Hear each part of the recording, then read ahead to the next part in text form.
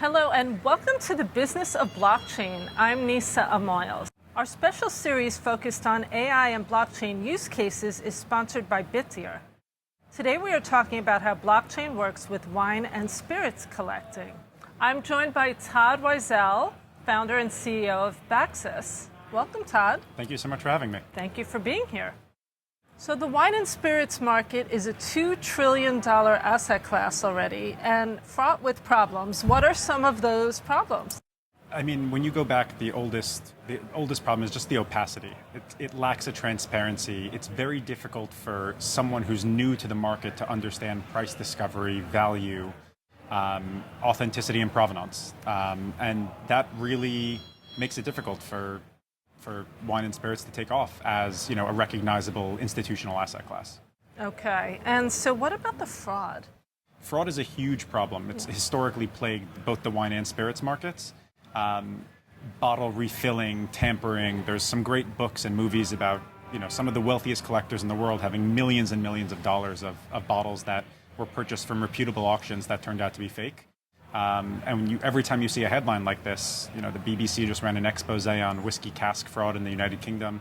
It scares people away. It makes it seem less and less trustworthy. And those are things that need to be resolved in order to really help accelerate that institutional adoption. So how can blockchain solve this? Well, blockchains, at its core is an immutable ledger, and that's so important when you're tracking and developing provenance, as well as price discovery and transparency.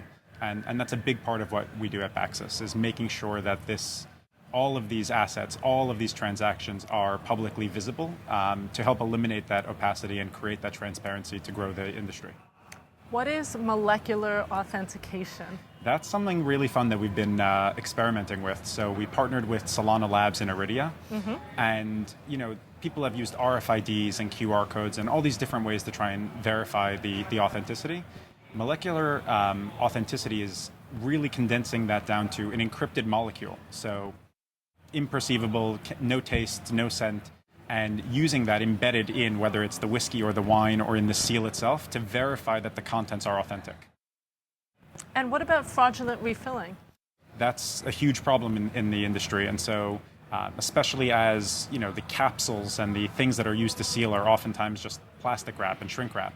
So that's something that we really have taken a stance on at Baxus and are working with brands all the way up the supply chain to implement either improved technology, whether it's the RFID or QR codes, or where we're really pushing them is into that molecular authenticity, actually embedding that ink and those types of molecules into their strips and into their seals to verify the contents.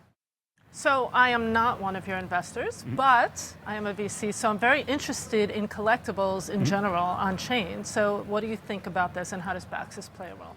Yeah, I mean, the biggest thing that got me excited, I came out of the whiskey world, I traded, I collected, and I looked at the evolution of markets. We're here on the stock exchange and how stock exchanges improved. And when you go back to the 1600s, for a stock trade took 2 weeks to settle between Amsterdam and between London, and you look at a whiskey transaction now at an auction house, and it can take 2 months to settle.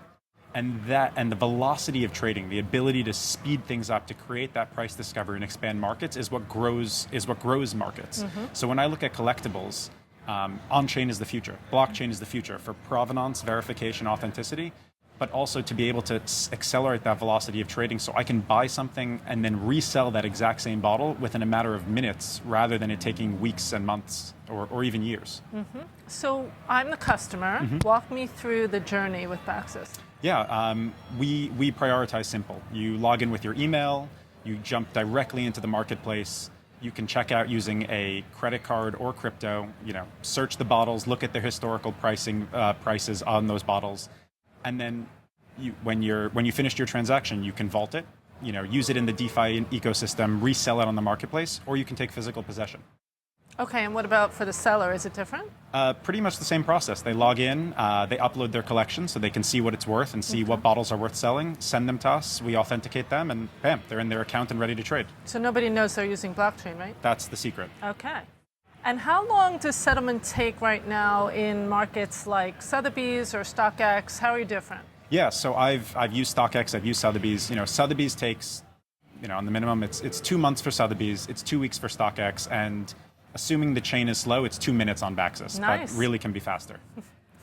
So how do tariffs affect you with what's going on? So it's really interesting because we see tariffs at different levels. You have brands that are overseas that are now, they accelerated the influx of product. So there's a very large cognac brand in France that was looking to do a limited edition release in the US later this summer, and they actually accelerated the process and shipped all of their bottles to Baxus.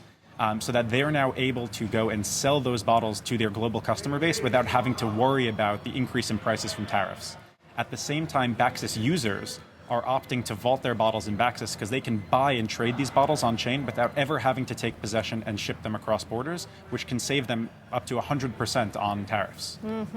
Interesting. Okay. What about distilleries or funds? How are you working with them? Yeah, so that's really at the core of Baxus, is again, not just making this accessible to collectors and enthusiasts, but really transforming it into a recognizable asset class. So distilleries are, when they produce a barrel of whiskey, you're basically looking at a bond. There's an aging curve, there's a maturation curve. We know what the end price and value will be, but it's really difficult. You need 10 years of patience to release a 10-year-old bourbon or single malt scotch. So institutional funds using Baxus now, and the pricing data and the transparency, as well as the provenance and proof of ownership, are able to now issue debt and loans and other financial instruments to distilleries to be able to continue their operations without having to sell their barrels when they're too young, and actually capture more of that value and appreciation in the coming years. Yeah, speaking of old asset class, I think you had an anecdote about Jefferson? Yeah, so whiskey is America's original cryptocurrency. You had our first almost secession, Pennsylvania and Ohio in 1792. So when Hamilton was looking to fund the bank, his national bank, he put a tax on whiskey. And to the farmers, to them, that wasn't a tax on whiskey or a sin tax, it was actually a tax on their currency. Whiskey was their proof of work. They took their corn, they took their grain, they distilled it, and they preserved it and shipped it up and down the river as a means of trade. So when all of a sudden the bankers in New York started printing paper money and wanted to tax their currency, they really looked at that as an affront to their liberty, and it sparked the Whiskey Rebellion. So it has a long history in the United States and really globally as a medium of exchange and as a preservation of wealth and value. So what's your vision for the future then? That's what we look to restore. We want whiskey and wine and spirits and these deflationary collectible asset classes that help capture a moment in time. You can't make any more wine or whiskey from 1952. You can look forward, you can continue to look at age and for the next 50-year-old release, but you can't go back in time. And so we hope to be able to turn people's private collections, what they have at home, what they send to the vault, and for distilleries as well, into a global asset class that's recognizable, that's fundamentally used for all types of financial transactions. I would love for when I go, eventually and apply for a mortgage, for them not just to look at my income and, my crypto and my stocks, but also look at my whiskey collection, look at what that is worth and what I've amassed over there, because in some cases it's more liquid than some of the other assets I might be holding. Right, interesting. Okay, well, we look forward to the future and good luck. Thank you so much. Thanks for coming in. Thank you for having me. That's it for today's edition of The Business of Blockchain. Our special series focused on blockchain and AI use cases is sponsored by Bitdeer. I'm Nisa Amoils at the New York Stock Exchange.